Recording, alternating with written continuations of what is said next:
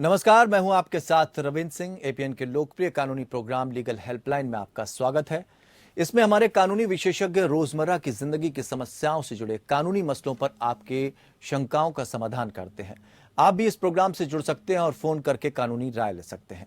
आज हम आपको एनआरआई या विदेश में बसे भारतीयों की शादियों से जुड़े कानूनी विवाद पर जानकारी देंगे।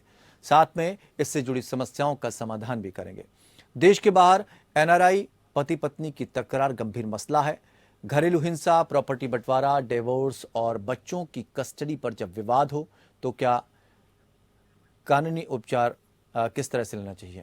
आज हम आपको एनआरआई या विदेश में बसे भारतीयों की शादियों से जुड़े कानूनी विवादों को लेकर जानकारी देंगे। क्योंकि ये आपका अपना प्रोग्राम है, हमारी कोशिश रहती है कि आप तक हम वो सारे कानूनी मुद्दों की सही जानकारी पहुंचाएं ताकि आप अगर कोई कदम उठाना चाहते हैं या आपको कोई जानकारी चाहिए तो ठीक तरह से पहुंच सकें। तो इससे जुड़ी जो समस्याएं हैं उसके बारे में भी बताएंगे, उसका समाधान भी करने की कोशिश करेंगे। देश के बाहर एनआरआई पति पत्नी की तकरार एक गंभीर मसला है।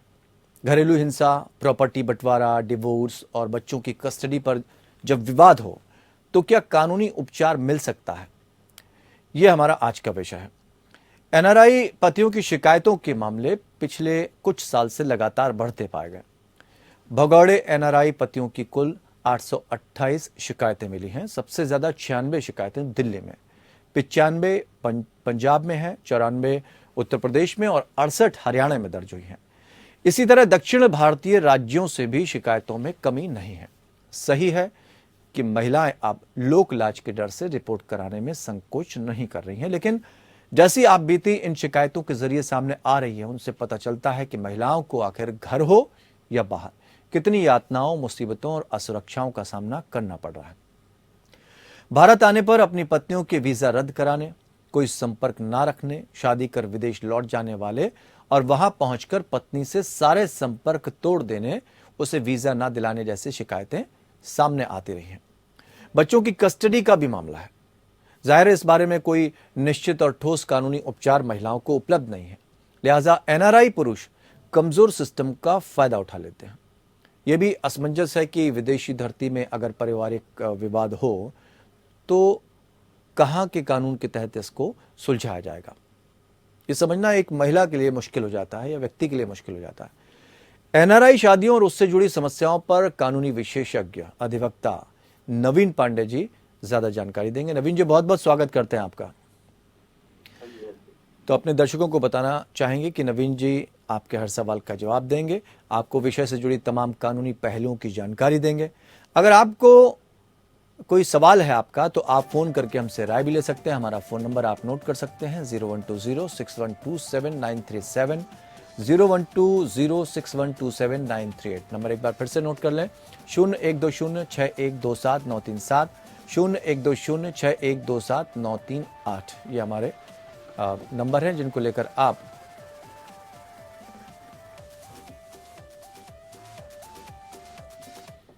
तो सवाल बहुत सीधा सा है, जो विषय बहुत सीधा है। एनआरआई की शादियों से जुड़ी कानूनी जानकारी आज हम लेने जा रहे हैं नवीन पांडे जी से और उनसे हम कुछ सवाल और जवाब का सिलसिला शुरू करते हैं। अगर आपको लगता है कि आप कोई जानकारी लेना चाहते हैं तो आप हमें फ़ोन कर सकते हैं। हम बीच में ही नवीन जी से आपकी बात करवाएंगे और आपके सवालों का जवाब आपको मिल सकता है। नवीन जी, सबसे पहले जानना चाहेंगे कि विदेश में हुई शादी का क्या भारत में तलाक हो सकता है? भारत में हुई शादी का विदेश में तलाक हो सकता है? इस तरह की भी कोई प्रक्रिया है? ये सवाल थोड़ा सा टेक्निकल सवाल है जी। इसमें अगर भारत के संदर्भ में हम बात करें, हमारी जो सिविल प्रोसीजर कोड है जी, तो सेक्शन 13 और 3 में ये प्रावधान है। इसके अलावा कमिटी ऑफ कोर्ट्स का जिसके तहत हम आपकी आवाज बहुत ब्रेक होकर आ रही है, हम इसको सही कराने की कोशिश करते हैं। तो विदेश के जो एनआरआई दूल्हे होते हैं, एनआरआई पति पत्नी होते हैं, उनके सामने किस तरह की दिक्कतें आती हैं, इसको लेकर आज हम कानूनी जानकारी आपको देने जा रहे हैं। और अगर आपको कोई समस्या है, आपका कोई सवाल बनता है तो आप पूछ सकते हैं, क्योंकि तमाम ऐसी समस्याएं उन महिलाओं की आई है। आंकड़ा जो इस वक्त सामने आया है, चाहे पंजाब हो, चाहे यूपी हो, चाहे दिल्ली हो, उन जगहों से जो आंकड़े सामने आए वो काफ़ी चौंकाने वाले हैं। नवीन पांडे जी हमारे साथ जुड़े हुए हैं। आप सर यही जानना चाहेंगे, क्योंकि आपकी उस वक्त आवाज़ कम आ रही थी, तलाक के विषय में कि भारत हो या विदेश हो, अगर शादी हुई तो क्या तलाक हो सकता है?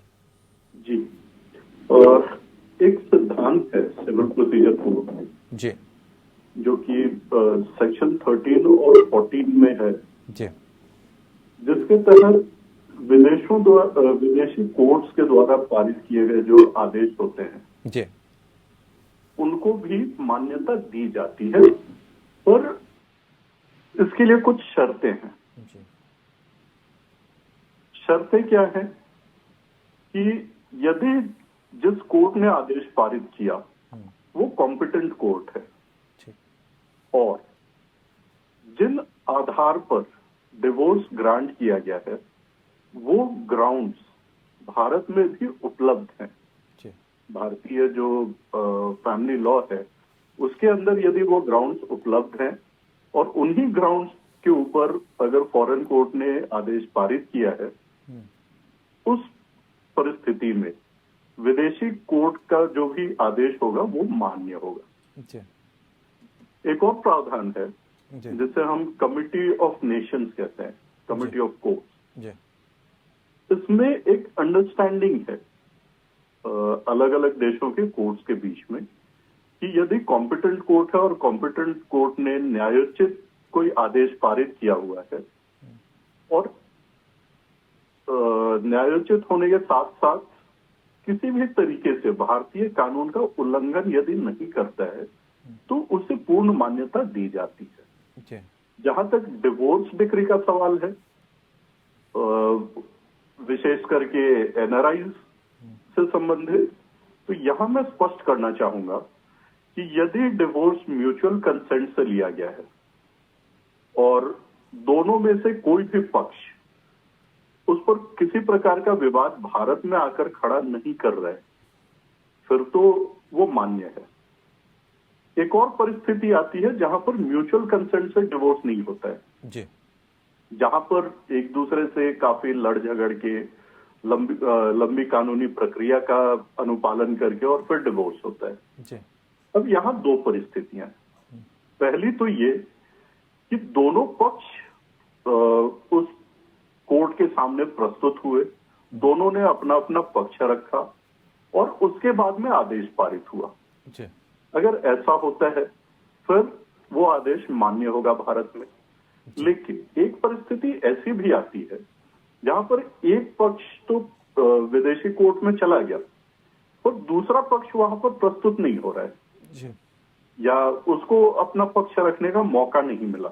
जी तो ऐसी परिस्थिति में विदेशी कोर्ट द्वारा पारित जो भी आदेश होगा वो भारत में मान्य नहीं होगा। ओके, यहाँ पर ये भी जी तीन परिस्थितियां कुल मिला जी। के, एक तो म्यूचुअल कंसेंट के कंडीशन में, जी दूसरा जहां पर दोनों पार्टीज अपने अपने पक्ष रखने में सक्षम रहे हैं, जी और तीसरा जहां पर एक पक्ष को मौका नहीं मिला या एक पक्ष ने उस कोर्ट के जुरिस्डिक्शन को ही नकार दिया, जी वहां प्रस्तुत होने से इनकार कर दिया। बिल्कुल। लेकिन ये भी समझना चाहेंगे आपसे नवीन जी कि अगर एनआरआई शादी विदेश में हुई हो तो क्या भारत में इसकी रजिस्ट्री कराना जरूरी हो जाता है? अगर नहीं है तो भारत के कानून के तहत विवादों पर कैसे कार्रवाई होगी?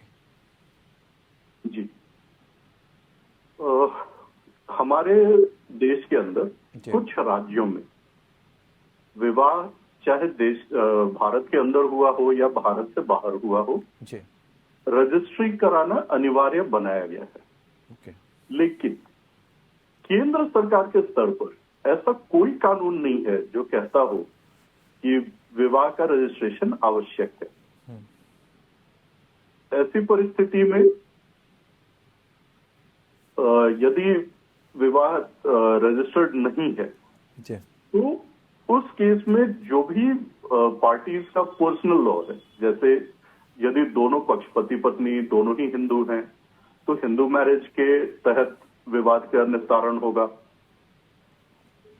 यदि दोनों पक्ष मुस्लिम्स हैं तो मुस्लिम पर्सनल लॉ के तहत होगा, या यदि मैरिज जो है स्पेशल मैरिज एक्ट के तहत कराई गई है तो उस केस में जो भी स्पेशल लॉज एप्लीकेबल हैं, जैसे स्पेशल मैरिज एक्ट या इंडियन डिवोर्स एक्ट, इनके तहत विवादों का निस्तारण किया जाता है। जी। ये भी जानना चाहेंगे, अगर भारत में शादी होने के बाद विदेश में जी तलाक होता है तो क्या संपत्ति बंटवारा वहां के कानून के हिसाब से होगा या किस तरह से होगा? जी इस प्रश्न का जवाब बहुत ही आसान है और इसको समझना भी बहुत ही आसान है। जी। यहाँ हमें ये चीज समझना होगा कि क्योंकि संपत्ति भारत में स्थित है और भारत में स्थित संपत्ति के ऊपर जो क्षेत्राधिकार होता है वो भारतीय न्यायालयों का ही होता है। अतः जो नियम लागू होंगे, जो कानून लागू होंगे, वो भारतीय कानून ही होंगे। जी। विदेशी कानून भारत में लागू नहीं लागू किए नहीं। जा सकते। ठीक। और एनआरआई शादियों में विदेश में विवाद पर बच्चे को लेकर बड़ी प्रॉब्लम आ जाती है कि किसकी कस्टडी में रहा जाए, तो ये जो जी बच्चे की कस्टडी है ये कैसे तय की जाती है? देखिए, बच्चे की कस्टडी को लेकर के काफी सारे कानून हर देश में हैं, लेकिन एक बहुत ही अहम यहाँ पर बात आ जाती है जी। कि बच्चे से संबंधित कोई भी निर्णय करते वक्त जी। हर न्यायालय को इस बात का समुचित ध्यान रखना पड़ता है कि बच्चे का कोई भी अधिकार वो उससे न छीना जाए जी। और बच्चे का विकास, उसका वेलफेयर, ये इंश्योर किया जा सके। जी। ये हेग इस चीज कन्वेंशन। के लिए जी जी जी जी, बात पूरी कर लीजिए फिर आगे बढ़ते हैं। जी इसके लिए यदि जी। मान लेते हैं कि बच्चे को लेकर के कोई विवाद उत्पन्न होता है और कोर्ट के समक्ष विदेश में विदेशी न्यायालय के समक्ष यदि ये सामने आता है कि जी। बच्चा बहुत ज्यादा खतरे में है, तो उस समय एक टेम्पररी इमरजेंसी ऑर्डर विदेशी न्यायालय पारित कर सकता है जी। और वो आदेश जो है वो तब तक वैध होगा जब तक कि किसी कॉम्पिटेंट कोर्ट के समक्ष भारत में उस मामले की सुनवाई शुरू नहीं हो जाती। जी। तब तक के लिए इमरजेंसी ऑर्डर फॉरेन कोर्ट से हो सकता है, जी। लेकिन अल्टीमेटली उनको वापस आकर के भारत में उन विवादों का निस्तारण सक्षम न्यायालय के समक्ष जाकर के कराना होगा। जी। तो हम अपने दर्शकों को बता दें, कानूनी जानकारियां, चूंकि एनआरआई पति पत्नी जो होते हैं उनके सामने बड़ी दिक्कतें आ जाती हैं, संपत्ति का बंटवारा हो, बच्चे की कस्टडी हो, तलाक हो, इस तरह की बातें अभी आपने सुनी और हमने उसके जवाब तलाशने की कोशिश की नवीन जी के जरिए। नवीन जी, हेग कन्वेंशन 1980 क्या है, किन हालातों में ये लागू होता है? देखिए, हेग कन्वेंशन जो बनाया गया था 1980 में, जी। ये जैसा कि अभी आपने भी हमारे दर्शकों को ये चीज बताया कि बच्चों को लेकर के काफी सारे विवाद उत्पन्न होते रहते हैं शादियों में। जी। कई बार ऐसा भी होता है कि बच्चे को इलीगल तरीके से जी। दूसरे के जो पेरेंट होते हैं, मदर या फादर, उनसे दूरी बनाने के लिए कई बार क्या होता है कि कोई एक जो उनका पेरेंट होता है वो बच्चे को लेकर के किसी दूसरे देश में चला जाता है। जी। मकसद एक ही होता है, किसी भी तरह से प्रताड़ित करना दूसरे उसके पेरेंट को। अब ऐसी परिस्थिति में हेग कन्वेंशन 1980 जो पारित हुआ था, उसमें यह घोषित किया गया कि यदि बच्चे की उम्र 16 साल से नीचे है और ऐसे बच्चे को यदि कोई भी एक माता या पिता जी। दूसरे पेरेंट के से दूर ले जाता है, जी। तो इसको एब्डक्शन माना जाएगा, चाइल्ड एब्डक्शन माना जाएगा। ऐसी परिस्थितियों को डील करने के लिए हेग कन्वेंशन आया था, लेकिन हेग कन्वेंशन को मात्र विश्व के 96 देशों ने अपने सिर्फ 96 देश ही इसमें साइनिंग पार्टीज हैं। ओके। और आपको मैं ये भी बता दूं कि जी। भारत जी। हेग कन्वेंशन में साइनिंग पार्टी नहीं है। ओके। इस वजह से हेग कन्वेंशन में जितने भी नियम हैं जी। वो भारत में लागू नहीं है। ओके। हेग कन्वेंशन के तहत यदि मान लेते हैं कि पिता बच्चे को माता की अनुमति के बगैर जी। किसी दूसरे देश में लेके चला जाता है, तो ऐसी स्थिति में माँ एम्बेसी के थ्रू या जी। कोर्ट के थ्रू इन दोनों के इंटरवेंशन से एक रिक्वेस्ट डाल सकती है उस कंट्री में जहां पर बच्चे को ले जाया गया है जी। कि बच्चे को उसके ओरिजिनल रेजिडेंस के कंट्री में वापस से हैंड ओवर किया जाए। जी। तो ये मकसद था कि इस तरह के जो चाइल्ड एब्डक्शन केसेस होते हैं माता पिता द्वारा, जी। उन पर प्रतिबंध लगाया जा सके और जो एग्रीव्ड माता या पिता जो भी पार्टी हैं उनके साथ में न्याय दिलाई जा सके और बच्चे के साथ भी न्याय हो सके। जी।